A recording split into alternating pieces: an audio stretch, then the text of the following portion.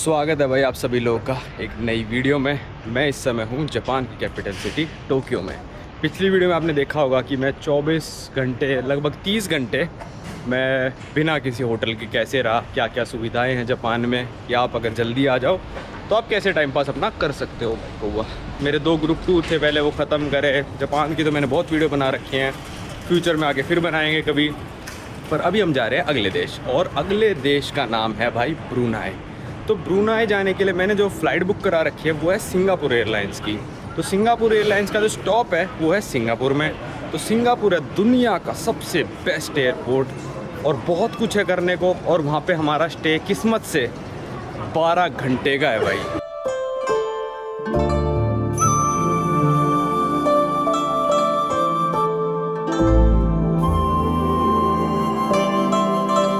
भाई सबसे पहले हम लेंगे JR लाइन में से यामानोटे लाइन।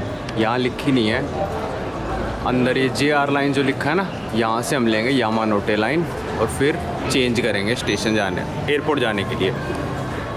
ये है इकेबुकुरो स्टेशन, दुनिया का 3rd बिजिएस्ट स्टेशन है ये इकेबुकुरो स्टेशन।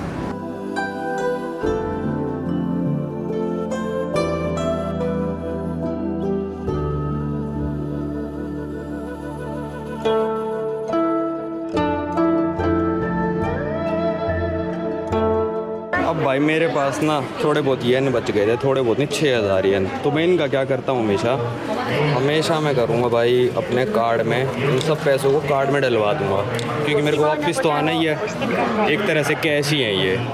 5000 अपने इसमें चले जाएंगे, सारे डाल दो। अरे एक एक करके नोट लेगा, देखना बड़ा ही मज़ा आता है भाई। हाँ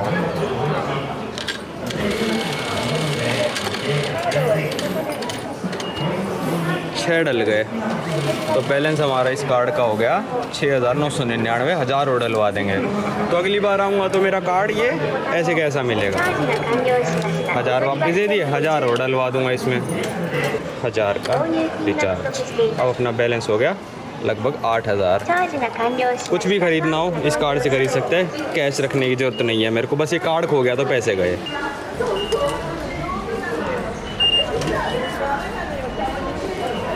अब हमको जाना है JY लाइन पे।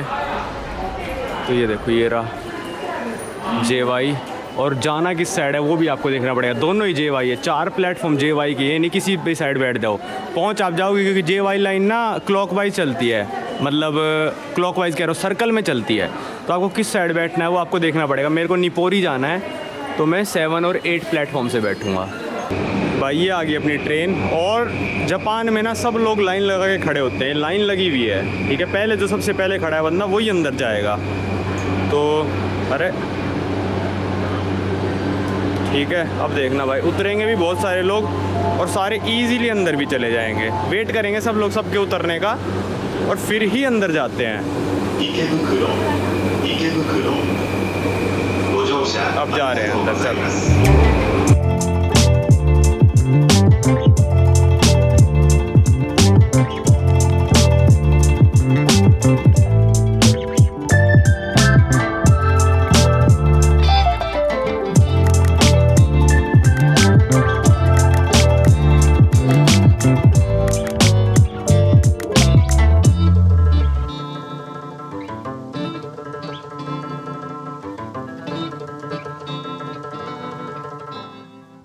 यहाँ JY लाइन से उतरने के बाद हमको लेनी है केसई वाली, ये KS वाली स्काईलाइनर। अगर आपने ले ली तो डबल प्राइस पड़ जाएगा।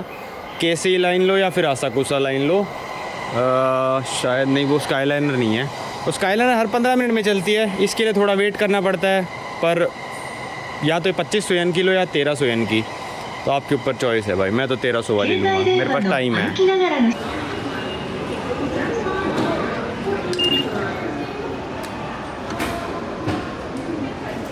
भाई यहाँ पे हम लेंगे 1347 वाली ट्रेन लेंगे। स्काईलाइनर जहाँ पे लिखी है वो महंगी वाली ट्रेन है, जो सबसे ऊपर लिखी है ना वो नहीं लेनी, बस रिजर्व सीट है ये वाली लेंगे, रैपिड वाली। ऑर्डिनरी ट्रेन भाई, ऑर्डिनरी बंदे ऑर्डिनरी ट्रेन में ही जाएंगे। अच्छा ये आ गई भाई स्काईलाइनर। 2 प्लेटफॉर्म के बीच में एक ही ट्रैक है, अब उस तरफ वाले दरवाजे खुल जाएंगे और हमारे वाले दरवाजे नहीं खुलेंगे। ये वाले दरवाजे खुलेंगे ही नहीं, क्योंकि अगर आपको इस ट्रेन को बोर्ड करना है तो उस प्लेटफॉर्म पे खड़ा होना था। यहाँ पे सिर्फ ऑर्डिनरी ट्रेन सी आके रुकेंगी, मतलब रुकेगी तो ये भी, पर ये दरवाजे नहीं खुलेंगे हमारे। कोई दिक्कत नहीं हमको भाई, हम आधा घंटा लेट पहुँच जाएंगे।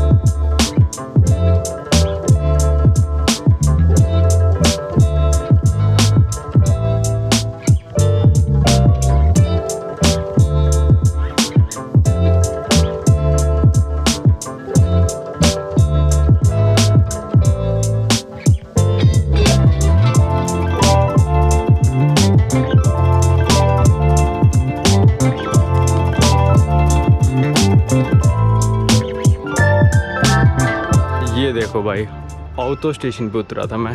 यहाँ से टोक्यो स्काई ट्री दिखता है। अब टेस्ट करते हैं अपने इस कैमरे का जूम। खटाखट 6x पे ऐसा दिख रहा है। काफ़ी दूर है वैसे यहाँ से।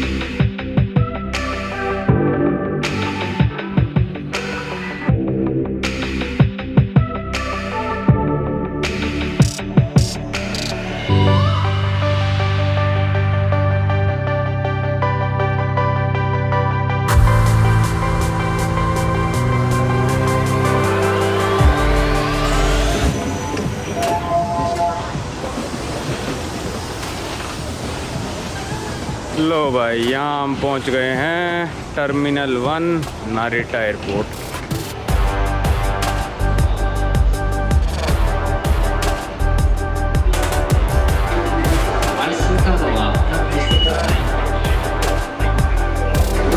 हमारा है भाई इंटरनेशनल डिपार्चर्स 4th फ्लोर। अगर भाई किसी बच्चे का जुआ खेलना रह गया उस शहर में तो एयरपोर्ट ही बना रखा है। ये गाचा मशीन्स होती हैं, क्योंकि ऐसे गच्चे गच्चे गच्चे आवाज़ करते हैं, इसका नाम गाचा है। अब देखो इसके अंदर जैसे 4 कैरेक्टर हैं, ठीक है। ये चारों मतलब रैंडमली बॉल डली होती है अंदर। आपके हो सकता है यही वाले 3 बार निकालो, आप यही वाले 3 निकल जाएं या फिर ये निकल जाएं। जिसके पास पूरा सेट हो जाता है फिर वो उसको महंगा करके बेचता है। जैसे इसके 5-6 हो गए, और ये आपको कहीं टॉय शॉप में नहीं मिलेंगी, इन्हीं मशीन्स पे एक्सक्लूसिव होते हैं। तो जैसे ये हो गया, ठीक है। तो जिसके सारे निकल जाते हैं फिर वो इनकी साइट्स पे बेचते हैं इन सबको। तो पूरा का पूरा वर्ल्ड है जापान में। आप देखोगे तो पूरे की पूरी शॉप इसी, मतलब कम से कम 500 गाचा मशीन यहाँ पे रखी हुई हैं। टर्मिनल 1 2 हिस्सों में डिवाइडेड है, नॉर्थ और साउथ। शायद सिंगापुर एयरलाइन साउथ से चलती है। जी हाँ, ये रही हमारी सिंगापुर एयरलाइन, साउथ वाले से चलती है। चलो साउथ साइड चलते हैं। भाई एयरपोर्ट पे आते ही पोकेमोन।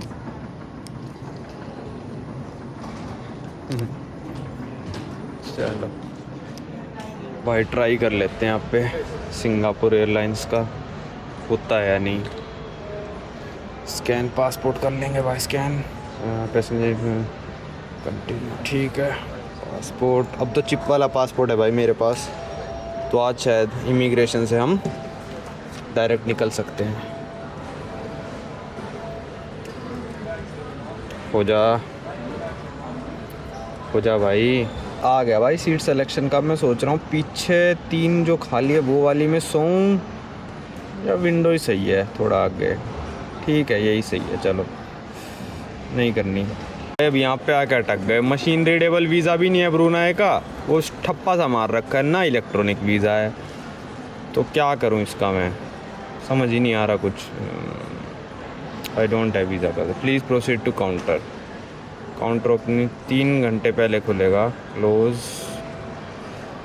एग्ज़िट, काउंटर पे जाना पड़ेगा भाई। यहाँ पे पीछे मैनुअल काउंटर्स पे आके बोर्डिंग पास मैंने ले लिया है और मेरे से पूछा कि रिटर्न की फ़्लाइट है, मतलब आगे जाने वाली, रिटर्न नहीं, कहीं की फ़्लाइट दिखा दो ब्रुनाई से। मैंने कहा है, तो मैंने वो दिखा दी।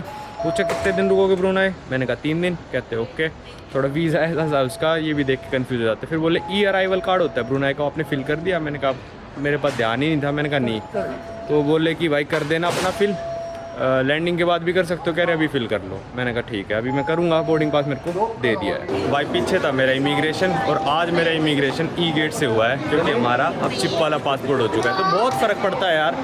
आज तक जापान में 10वीं बार आ चुका। हर बार मेरी एंट्री पे तो खैर लगेगी स्टैंप, आप किसी भी देश से आओ, मतलब स्टिकर से चिपकाते हैं, पर एग्ज़िट में स्टैंप लगवाता था मैं हर बार लाइन में खड़े होके। और सवाल कुछ नहीं पूछते, परेशान नहीं करते, पर एक अच्छा लगा भाई कि ई गेट पे स्कैन करा, फ़ोटो खींची और ई गेट खुल गया। तो अगर आपके ई पासपोर्ट है तो आप एग्ज़िट जापान ई गेट से कर सकते हो। एंट्री तो आपको नॉर्मली करनी पड़ेगी। चलो अब चलते हैं, मैं सोच रहा हूँ लाउंज चलते हैं और थोड़ा बैठते हैं लाउंज में। भाई अभी लाउंज आया तो फिर पर्ची पकड़ा दी कल रामेन की तरह। ये वाला लाउंज इंक्लूडेड है, नोवा। एक और है वैसे मेरे में, पर वो थोड़ा दूर है, तो मैं सोचा इसी में चले जाएंगे। तो बोल रही है वो लड़की कि 20-30 मिनट लगेंगे फिर आ जाना। मैंने कहा चलो ठीक है, कोई नहीं, बैठते हैं तब तक। भाई अभी मैं लेके आऊँ चिली बीन्स और राइस, तो ऐसे बना के देते हैं। ये मैंने नहीं डाला, ऐसे ही बना के ही देते हैं।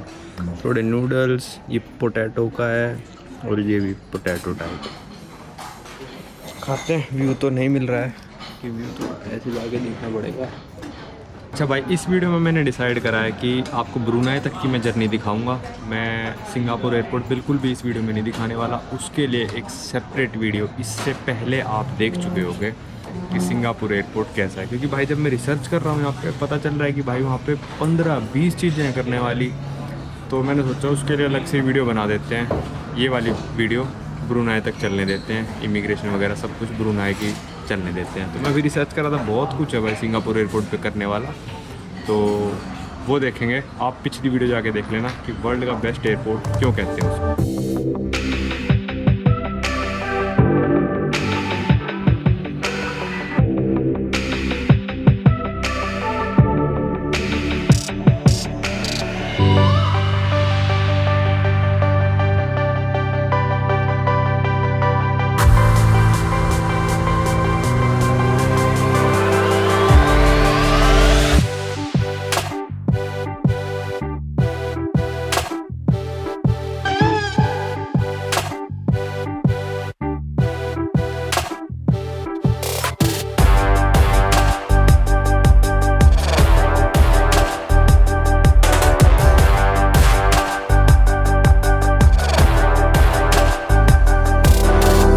ये खड़ा भाई अपना सिंगापुर एयरलाइंस का प्लेन, बड़े वाला है। चल के देखते हैं भाई। दूसरी बार बैठूँगा ज़िंदगी में इस प्लेन में ना। पहली बार कब बैठा था इस प्लेन में मैं, जब जापान आया था पहली बार भाई, तो सिंगापुर एयरलाइंस में ही आया था। और सिंगापुर एयरपोर्ट पे काफ़ी बड़ा ट्रांजिट पे था मेरा 20 घंटे का। बार बार जाके वीडियो बनाई थी, पर उसके बाद सिंगापुर एयरपोर्ट काफ़ी चेंज हो गया है और भी ज़्यादा अच्छा बन गया है। इस बार चल के देखेंगे। वो तो आप देख चुके हो कि पुरानी वीडियो में, मतलब पिछली वीडियो में। अब चलते हैं गेट पे। अपन लोग तो भाई इकोनॉमी वाले ही हैं।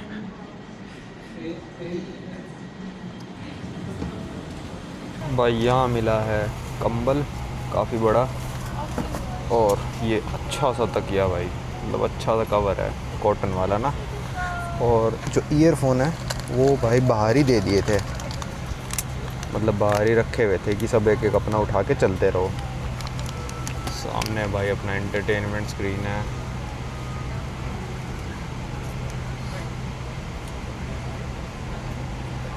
ये है भाई सिंगापुर एयरलाइंस का एंटरटेनमेंट सिस्टम। ग्लोब पे करें क्लिक, इसके साथ ये भी है। और सनसेट लगभग होने वाला है।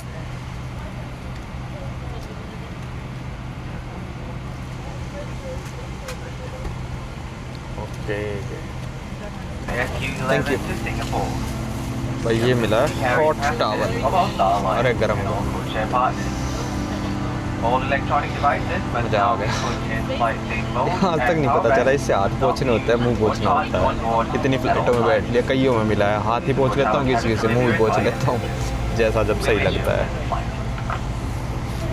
चलो भाई 6.5 घंटे की फ़्लाइट है, पायलट ने अनाउंस कर दिया। भाई सिंगापुर एयरलाइंस का वॉशरूम बहुत ही बड़ा है भाई, बहुत ही ज़्यादा स्पेस है। मतलब पुराना सा लग रहा है, थोड़ा प्लेन थोड़ा पुराना है शायद, पर वॉशरूम बहुत बड़ा है।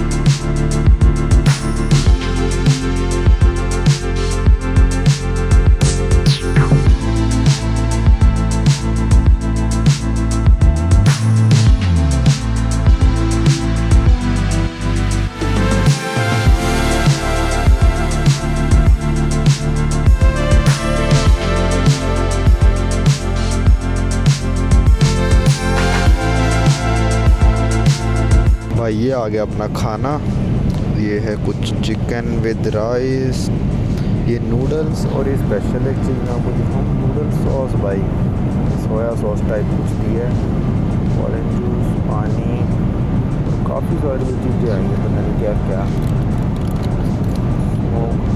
पता नहीं क्या क्या है, पर जो एक्सपेक्ट करा था मैंने उससे लो लेवल का खाना है। मतलब कोई मीठा नहीं है कुछ भी इसमें, मतलब इतना अच्छा नहीं है जो सिंगापुर एयरलाइन को नंबर 1 कहते हैं। भाई अभी आई है आइसक्रीम, मीठा अलग से दे के गए हैं, शायद जापान एयरलाइन में भी यही वाली दी थी, जैपनीज़ ही है ये, सिंगापुरियन तो नहीं है।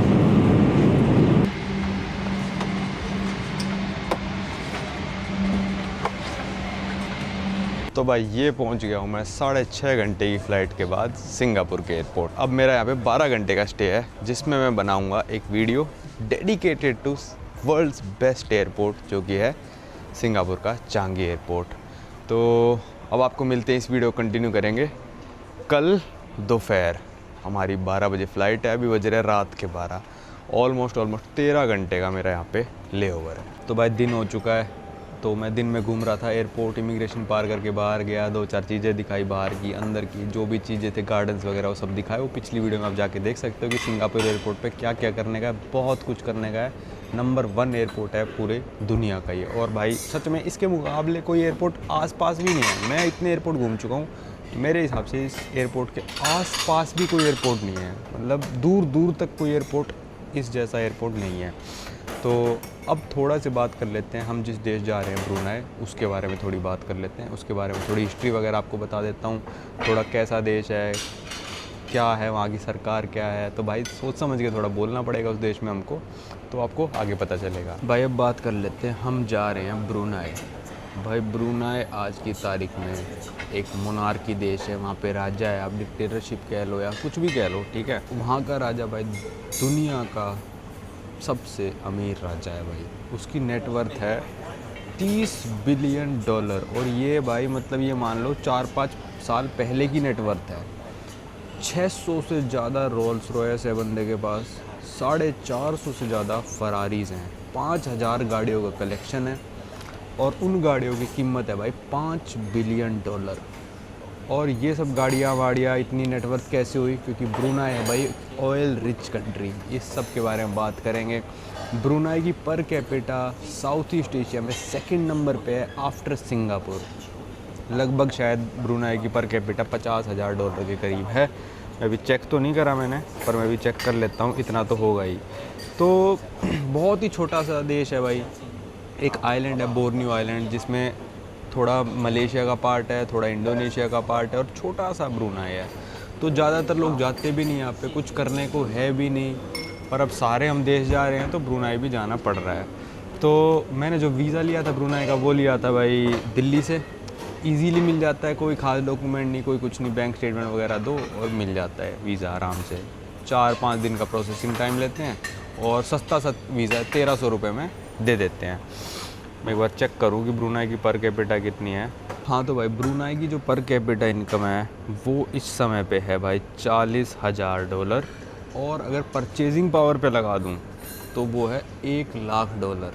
मतलब कि वहाँ पे अगर बंदा कोई $40,000 कमा रहा है तो उसकी पावर जो परचेजिंग की ब्रूनाई के अंदर रहेगी वो $1,00,000 जितनी रहेगी, क्योंकि पेट्रोल है भाई इनके पास, सब कुछ पेट्रोल तो सस्ता है ही, पानी से सस्ता पेट्रोल होगा वहाँ पे मेरे को तो लग रहा है। तो पेट्रोल सस्ता है तो सब ट्रांसपोर्टेशन वगैरह सस्ता हो जाता है।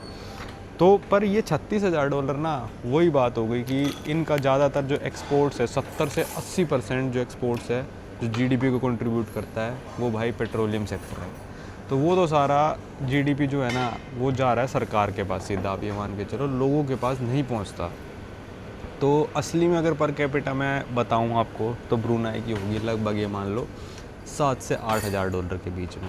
पॉपुलेशन भी बहुत कम है, 1/3 ऑफ द पॉपुलेशन जो है वो माइग्रेंट्स की है, जो वहाँ पे आगे पेट्रोलियम सेक्टर में काम करते हैं। चलो अब फ़्लाइट का टाइम हो चुका है, 12:40 पे मेरी फ़्लाइट है और 11:11 हो चुके हैं। तो अब टर्मिनल भी चेंज करना है हमको, चलते हैं। अच्छा, और प्लस ब्रूनाई में शरिया लॉ भी इम्प्लीमेंट हो रखा है। मतलब अगर आप होमोसेक्सुअल हो तो भाई आपको पत्थर मार मार के आपकी मौत कर देंगे। अडल्ट्री करते हो तो आपको मौत की सज़ा है। और सिंगापुर की तरह भाई, सिंगापुर में अगर आप ड्रग्स वगैरह लेके आते हो तो मौत की सज़ा है सीधी भाई। सिंगापुर में च्युइंगम भी नहीं लेके आ सकते हो। तो मतलब थोड़ा स्ट्रिक्ट देश है, तो उसके हिसाब से हमको चलना पड़ेगा। जैसा भी होगा देखते हैं। भाई रात को तो सब कुछ बंद था एयरपोर्ट पे, सारे ही शटर डाउन थे, पर अब खुल चुका है सब कुछ। हम चलते हैं अपने टर्मिनल 2 पे वापस। 2-4 चीज़ें रह गई यार अभी भी दिखानी ना। फ्री मूवी देखो, वो लिखा फ्री मूवी इस साइड है, देखते हैं जाते हुए दिखा पाता हूँ आपको या नहीं। यहाँ आ गए भाई F5556 पे। यहाँ होने लग रही है सिक्योरिटी स्कैनिंग। मतलब आप गेट तक आ जाओगे, आपकी कोई सिक्योरिटी नहीं करेगा। हमारी फ़्लाइट है भाई S148 जो हमको लेके जाएगी ब्रूनाई। चलो कराते हैं भाई सिक्योरिटी जांच।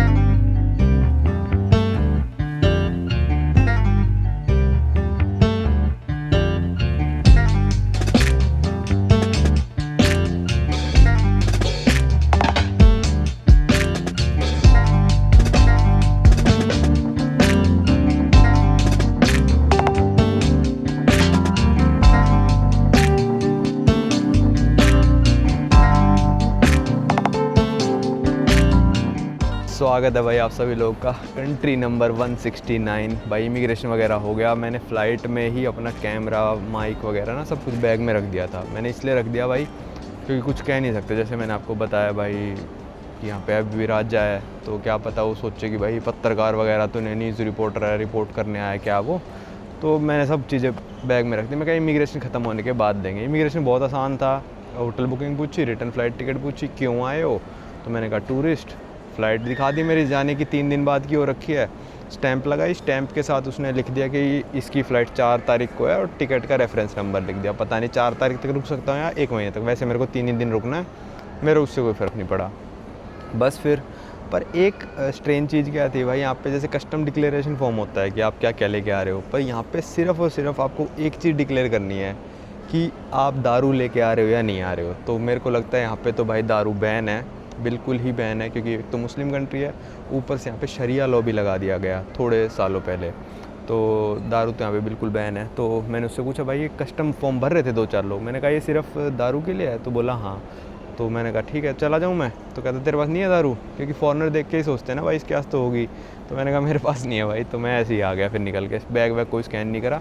अब यहाँ से भाई हम ले लेते हैं सिम कार्ड। वैसे तो मेरा एयरटेल का चलने लग रहा है डाटा, पर 2-3 दिन हैं, लूँ ना लूँ सोच रहा हूँ मैं, शायद ना ही लूँ, क्योंकि 1 GB तो डाटा यूज़ होना है मुश्किल से, उसके लिए एक नई सिम कार्ड ले कोई मतलब नहीं है। अब करेंसी एक्सचेंज करा लेते हैं, पर क्योंकि मेरे पास अब ATM कार्ड कोई बचा नहीं है। एक मेरा फ़ी का कार्ड था वो बंद हो चुका, तो करेंसी एक्सचेंज करा लेते हैं। लगभग 150 अमेरिकन डॉलर एक्सचेंज करा लेते हैं। ब्रूनाई की जो करेंसी है वो है भाई ब्रूनाई डॉलर, और ब्रूनाई डॉलर जो करेंसी है वो सिंगापुर डॉलर के साथ पैक्ड है। मतलब इन्होंने बहुत पहले ही पैक कर ली थी कि भाई हम दोनों ही करेंसी सेम चलेगी, सिंगापुर की घटेगी तो इनकी घटेगी, उनकी बढ़ेगी तो इनकी बढ़ेगी। तो आज की तारीख में एक सिंगापुर डॉलर चल रहा है लगभग 74 रुपीज़ का। भाई जब मैंने ट्रैवल जर्नी अपनी स्टार्ट करी थी ना, तब सिंगापुर डॉलर शायद जहाँ तक मेरे को याद है 45 का था, पता नहीं 42-45 कुछ ऐसा ही था। अब 74 का हो गया है भाई। तो करेंसी एक्सचेंज वाला होगा यहाँ पे कोई ना कोई, वरना ATM से ऐसे तो निकलवा ही लेंगे, पर है शायद। हाँ ये रहा मनी एक्सचेंजर, देखते हैं। रेट ज़्यादा ही बुरे हुए तो हम ATM से निकाल लेंगे, वरना हम इससे एक्सचेंज करा लेंगे। भाई आज की तारीख में जो प्राइस चलने लग रहा है वो चल रहा है $1 में 1.3 सिंगापुर या फिर ब्रूनाई डॉलर। तो अगर मैं 150 एक्सचेंज कराता हूँ 1.3 के भाव से 195 मेरे को मिलने चाहिए, और अगर 150 इंटू 1.25 187 माइनस 195, $7.5 का नुकसान तो है, पर कोई ऑप्शन भी नहीं है, करा लेते हैं। भाई पीछे से करेंसी एक्सचेंज मैंने करा ली, करेंसी आपको भी दिखाता हूँ। अच्छा हुआ छोटे वाले नोट नहीं दिए मैंने USD के ज़्यादा, मेरे पास यूरो पड़े थे 80, वो करा लिए, और $40 करा लिए।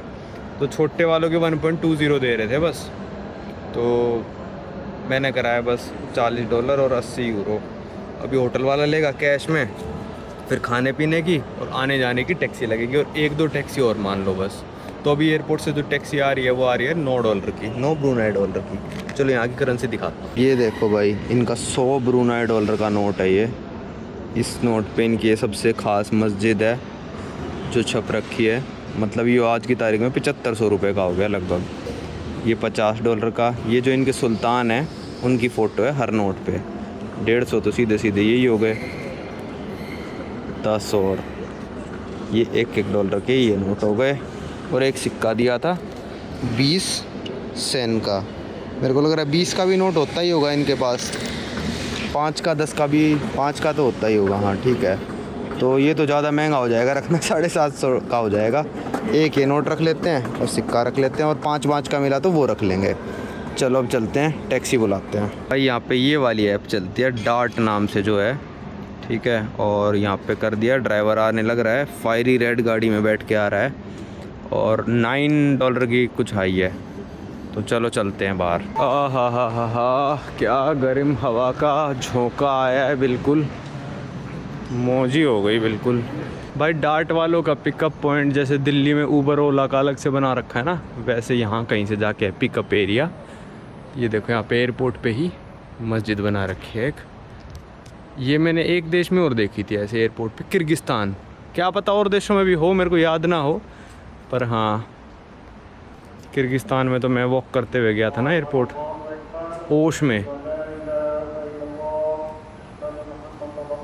अभी शायद अजान भी स्टार्ट हो गई है, चलते हैं। कुछ ऐसा मौसम हो रखा है। भाई मेरी फ़्लाइट में भर भर के बांग्लादेशी लोग थे, भर भर के इंडियंस थे। तो सिंगापुर एयरलाइंस की फ़्लाइट लेके इंडिया से आते होंगे और फिर आगे कनेक्ट करके ब्रूनाई आते होंगे। काफ़ी सारे लोग यहाँ पे वर्क करने आते हैं, जैसे कि मैंने बताया था यहाँ की oil and natural gas industry में बहुत सारे लोग आते हैं काम करने। चलते हैं, टैक्सी वाला कह रहा है मैं आने वाला हूँ। वैसे यहाँ से टैक्सी आप लोग है तो अगर 10 इनकी ऐप पे दिखा रहा है ना, तो $20 से कम तो कोई भी नहीं करेगा। और मैंने गलती से होटल बुक कर दिया था जो एयरपोर्ट से शहर से 22 किलोमीटर दूर था। भाई 25 किलोमीटर में तो देश ख़त्म हो जाता है, ये 25 किलोमीटर में तो मलेशिया आ जाएगा। तो फिर वो कह रहे थे हम पिकअप भी भेज देंगे, आपका नाम लेके खड़ा होगा बंदा। फिर मैंने सिंगापुर एयरपोर्ट पे आखिरी मोमेंट पे कैंसिल ही कर दिया था। मैं कहीं यहाँ खड़ा तो नहीं था, तो नहीं था यहाँ पे, उनको पता चल गया, मैंने कैंसिल कर दिया। 22 किलोमीटर कौन जाएगा यार, फिर 22 किलोमीटर वो ले तो जाएंगे, आने के मेरे $50 लग जाएंगे यहाँ पे 22 किलोमीटर। तो मैंने कहा छोड़ो भाई, और कुछ घूमने आना हो फिर शहर में आओ, फिर शहर से वहाँ जाओ, $100-150 की तो टैक्सी लग जाएंगी। फिर मैंने एक हॉस्टल मिल गया मेरे को सस्ता काफ़ी और शहर के बीचों बीच, तो मैंने वो बुक कर दिया। भाई यहाँ तो मैं पहुँच गया हूँ पिकअप एरिया में, BAY। और लाल रंग की गाड़ी तो वैसे ही दिख जाती, लाल रंग की गाड़ी वाला कड़कता हुआ लाल नोट लेके जाएगा। कह रहा है मैं आ गया, कह रहा फ़ोटो भेज दो, गाइड करूँगा मैं आपको कैसे कैसे आना है। मेरे को तो दिख नहीं रहा कहाँ है। आ गया भाई ड्राइवर अपना, चलो।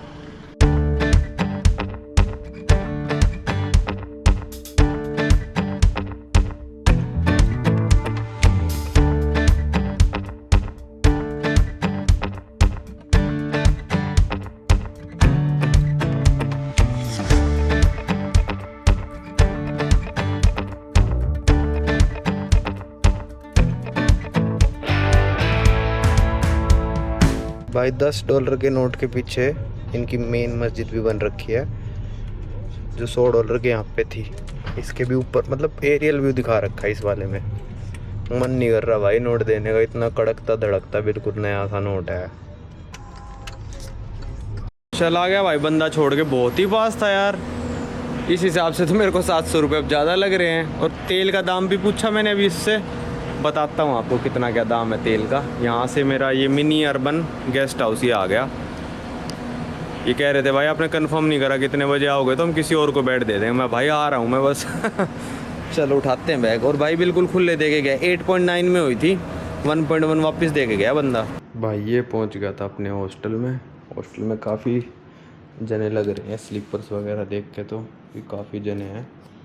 पहले मैं डर रहा था कि हॉस्टल में रुकूँ ना रुकूँ, पर यहाँ कैमरे देखो, 1 कैमरा, 2 कैमरा, 3 कैमरा, 4 कैमरा, और 4 कैमरे तो सिर्फ इस लॉबी, 5वां बोल रहा, 5 कैमरे लगे हुए हैं। अब सेफ़ फील कर रहा हूँ मैं कि कोई चोरी चारी नहीं करेगा।